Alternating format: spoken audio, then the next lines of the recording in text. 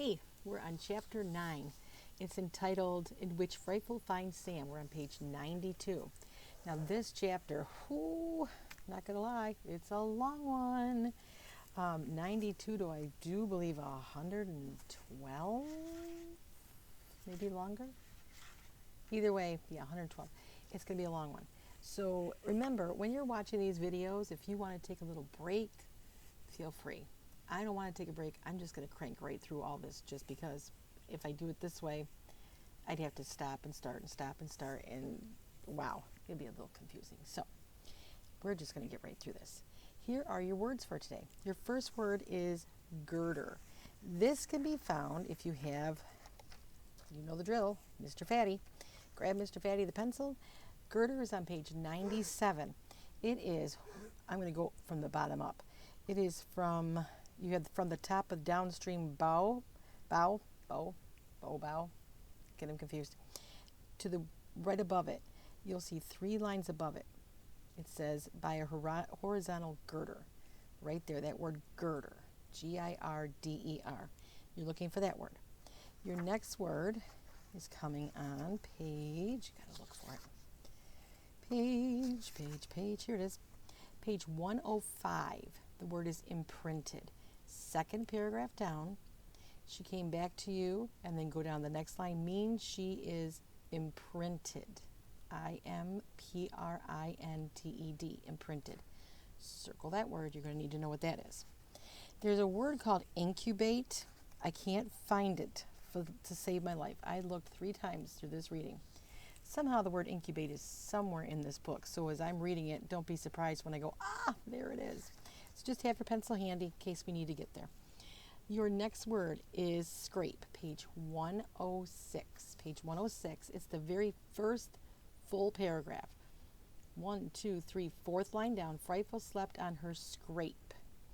Frightful slept on her scrape. The word is scrape. Probably not how you think scrape is being used. Our next word is mottled, M-O-T-T-L-E-D. It's way at the bottom of page 111, close to the end of the chapter. Bottom sentence, it was mottled. It was mottled, M-O-T-T-L-E-D. And your last word, go to page 112, you'll see it on the top line, thousands of tiny pores. Pores is the word, P-O-R-E-S. So the only one that we're lacking is incubate. And I'm sure when I get to it, you are probably going to go, there it is, but I can't hear you. Sad but true. Okay, so as promised, as always, I've got my coffee cup in hand. This one is the Colorado cup. Got this on my first time I was with my husband on our honeymoon, very first trip I ever took out of state pretty much. We went camping on my honeymoon in a tent. Don't recommend. Yeah, we're still married, but I told him next time I go, it's got to be a camper. Guess what he did? He went out and bought me a camper.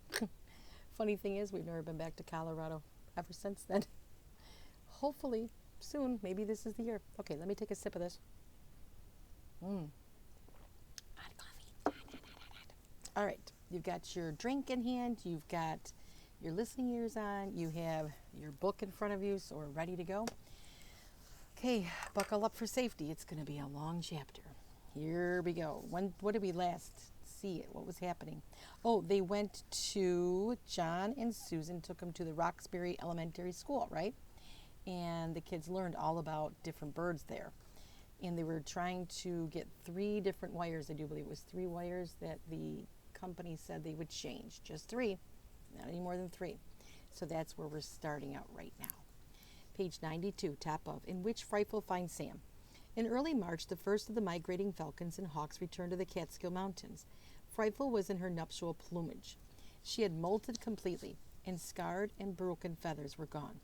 The white on her tail and under her chin was as bright as new snow. Her back was thunderhead blue. Her rose-tinted breast had the brightness of cloud tops. Her head was almost black. She was healthy and educated in rats and pigeons, meaning... Yep, you got it. She finally eats rats and pigeons. She knew the pigeons and their flight patterns especially well. Her muse faced the cote, and she watched the birds long hours. She saw how they dodged John's young falcons with twists and turns. She saw them return home to the cote on smooth, slow glides. John noted Frightful's interest in the pigeons and rats, and on a bright but chilly morning he carried her to the top of his mountain. Susan hurried behind him, jumping patches of soggy snow. Frightful cocked her head as John took off her jesses. She stood free but did not fly. Drawing herself up tall, she mapped the direction to the one mountain among thousands, the one tree among millions. You can tell she wants to see Sam still, right? No spring force pulled her north with the returning falcons. She was home and not far from Sam. John touched her beak with his finger. Susan hugged her arms to her body and watched wistfully.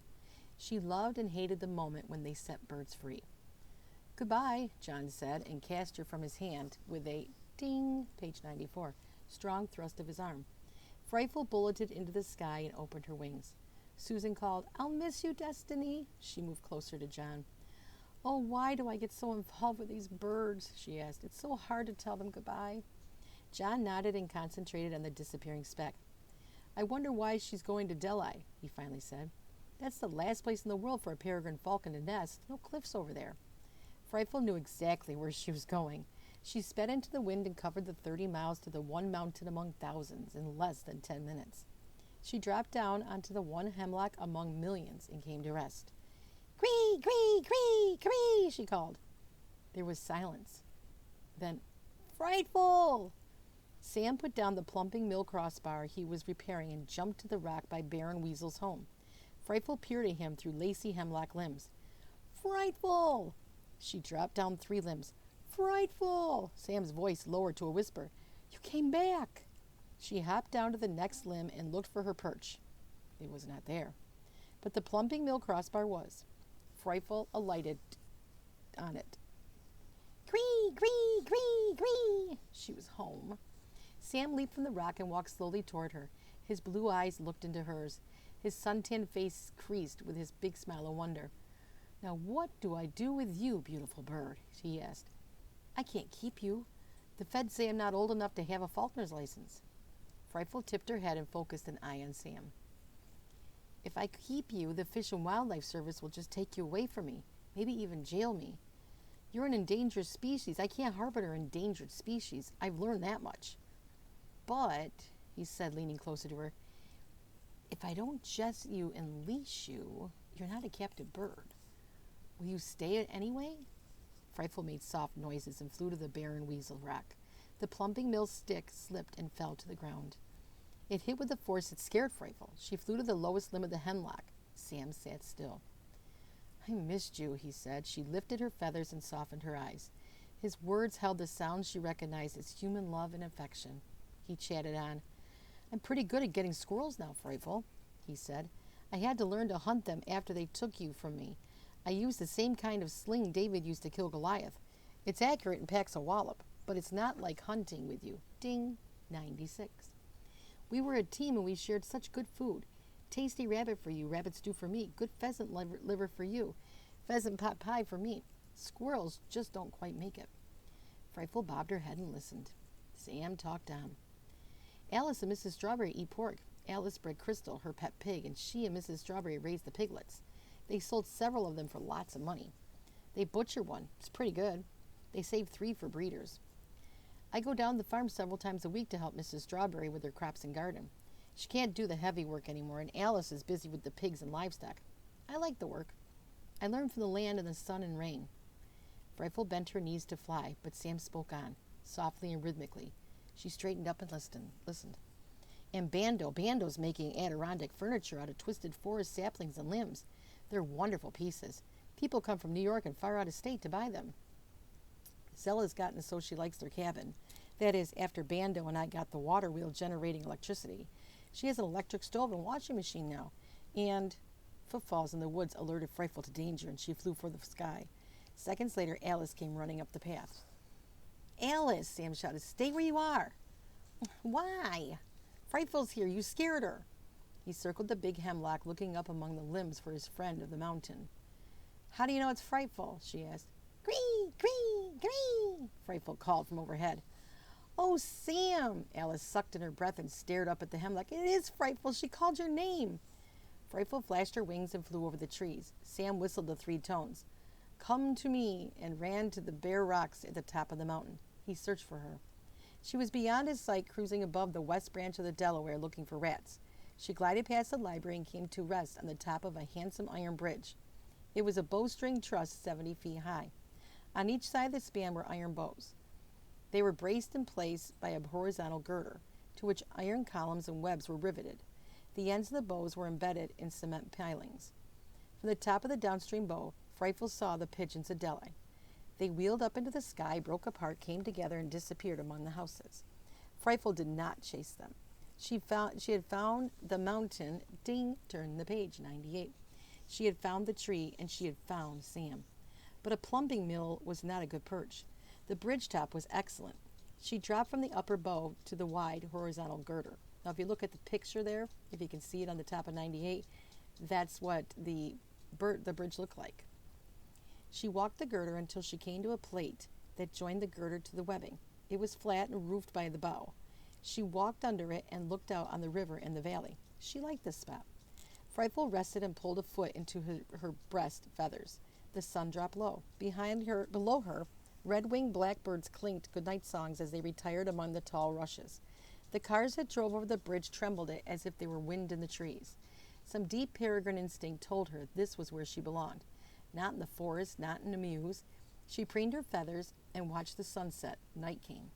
In the morning she was hungry, very hungry. She flew up and down the river, saw nothing moving, and returned to the one hemlock. Cree, cree, cree, cree. Sam burst through the deerskin door of the tree. He pulled on his deerskin jacket and waved his gloved hand. "Okay," he called, "let's go hunting, old friend." Whistling and swinging his arms, he ran down the trail to the meadow. Frightful knew exactly where he was going and flew ahead of him to their old hunting ground. She waited on while Sam kicked through the weeds and grasses still covered with snow. A rabbit jumped up, but so did a wood rat. Frightful struck the rat.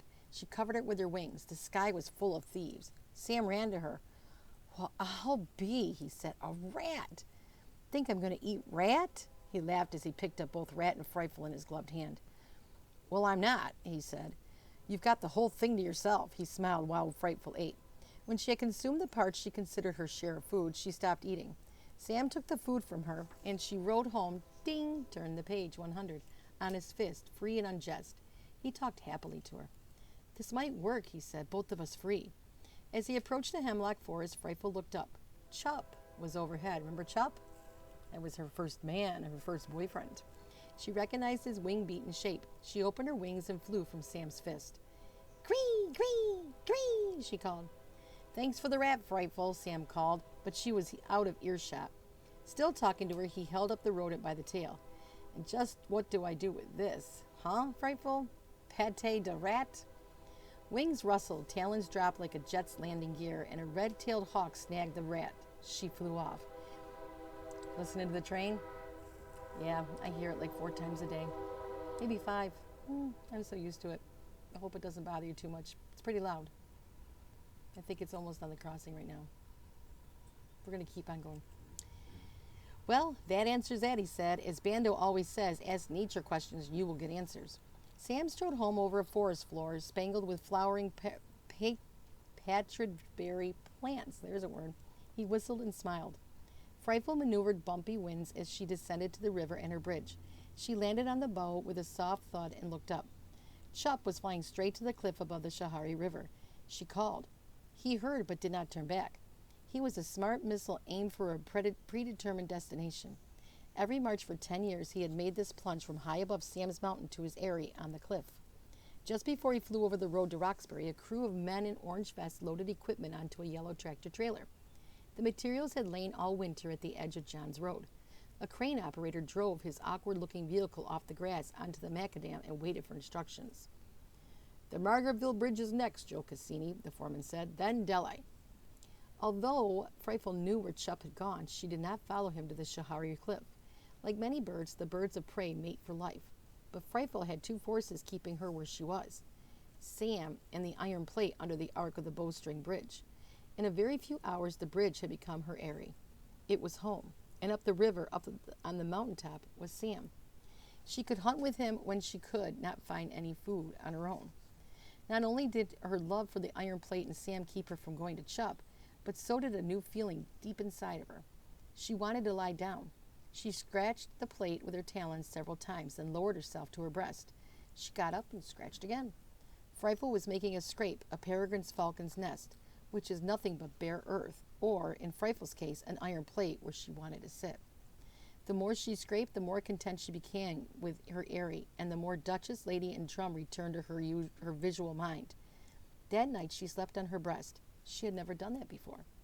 The next day, Frightful took inventory of the food of Delhi. Ding! Page 102. Pigeons were bountiful, and there would soon be more. Pairs were nesting in the Rococo architecture of the churches and Victorian houses. Males and females took turns brooding the eggs and flying to the courthouse park to feast on seeds and bread. The food was scattered by two elderly sisters who argued every day about which pigeon liked which sister the best. That morning, Frightful watched the ladies open their bags and scatter the food on the ground. A flock that had been waiting for the two women to arrive winged down from trees and cupolas, fighting each other for first place. Frightful caught a loser in midair. She carried it back to her iron eyrie and stood over it. She did not eat it. She was waiting for the psst cry of baby falcons, or the good girl, help yourself, words from Sam. Hearing neither, she finally ate. That afternoon, Frightful toured the backyards, the tumbling buildings in town, and dumps at its edges. Rats moved in and out of bags and boxes and auto parts. She saw whiskers twist, eyes move. When the rodents saw her, they disappeared deep in the debris. Frightful circled wider, looking down on the fields and farms beyond town. Female cottontails were preparing nests in the snow-matted grasses. There would soon be an abundance of young, and the young would have young. When they were all rushing around fighting for the limited food supply, Frightful would find them easy to catch. Like all predators, Frightful hunted the most abundant prey. She would take them until the rewards were not worth the energy spent to find and catch them. Then she would move on to other larger populations, leaving the survivors to multiply. Frightful returned to her bridge in the late afternoon. She walked along the broad horizontal girder, feeling in sync with her world. There was an abundance of food and around Delhi. With Sam's and John's trainings, she had become a peregrine falcon of the 21st century. Her native taste for ducks and shorebirds had been replaced by an appetite for the pests of humankind. She was hardly back from her tour when Chup flew over the bridge. He called to her. He cut love arcs before her eyes. She flew out to meet him. She spiraled in a sky roll with him. She copied his aerial loop-de-loop, then flew in tandem with him down the river. She was following closely when Chup suddenly sped toward the Shahari River. Frightful followed reluctantly. Over Gilboa, she braked by pulling down on her secondary flight feathers and tail. Turning in the air, she caught a northeasterly wind and went back to the west branch of the Delaware. She skimmed up, too, and lit on the graceful bow of the Delhi Bridge. In the late afternoon, she grew very hungry and flew up to the river to Sam's Mountain and the one hemlock. She worked her way down through its dense limbs almost to the ground. Ding! Page 104. Her old perch was back up. She hopped down onto it. Cree! Cree! Cree! Cree! She called. Sam poked his head out of the stone water mill he had built with the help of Bando and his wife, Zella, Alice, and the town's public librarian, Miss Turner. Bando looked out, too. Did I hear right? Bando asked Sam. Yes, you did. Frightful's back, and, he said, she's sitting on her perch. Desdemondia, Bando gasped and grinned. Yesterday we hunted together, just like old times, Sam said. She hunted with you? Bando loved rabbit stew. Oh, don't get excited. She hunts rats now. Rats? Got any good recipes for rats? Sam asked. Bando said. The wildest of all our falcons, the one most intolerant of human beings, had discovered rats. She will be an enormous asset to Delhi. Well, she's not helping me, said Sam. I'm not going to eat rats. As Sam and Bando walked to the round stumps Sam had cut from the bole of a tree and sat down to watch Frightful. Wonder where she's been, Bando whispered. Do you think she went south? She looks as if she's been living in a palace, Sam answered in a low voice. Her feathers, her posture, her demeanor says she's in a wonderful condition. She came back to you, mused Bando. That must mean she is imprinted on you. Thinks you're her kind of critter. She probably won't mate. I'm not sure just how deeply she is imprinted on me, Sam said. I got her when she was 10 days old. Frightful knew her parents. That's not like the falcons that were incubated and nurtured. There it is! Incubated! Incubated! Woohoo! That's not like the falcons that were incubated and nurtured from day one by people. They never mate with their kind. Frightful has a good chance to discover she is a peregrine falcon, find a fine mate, and have young. That'd be nice, said Bando. Imagine having Frightfuls flying above the mountains and rivers of the Catskill again. The two friends lapsed into silence. Bando leaned on the stone table. Sam wrapped his arms around his knees. She's back, mused Bando. I hope she mates, Sam said. We sure need peregrine falcons. They're so important in the balance of nature. The silver rays of twilight slanted through the hemlock needles in dusty streams. The kinglets, who were just back from the south, sang their vespers. Frightful was quiet. Sam and Bando were quiet.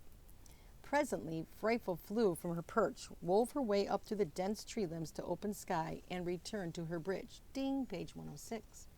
She walked to her scrape. As night came to the Catskill Mountains, she pulled one foot into her breast feathers and closed her eyes. The lengthening hours of daylight worked their spring magic on the birds. Their reproductive organs responded to the light, and they began to build nests. For her part, Frightful slept on her scrape, her breast against the iron plate. Despite blasts of cold winds, rain, and snow, Frightful felt the peregrine falcon's spring. She awoke at dawn to hear Lady calling and glanced up. Lady was headed home to the cliff above the Schoharie River, where she had been raised.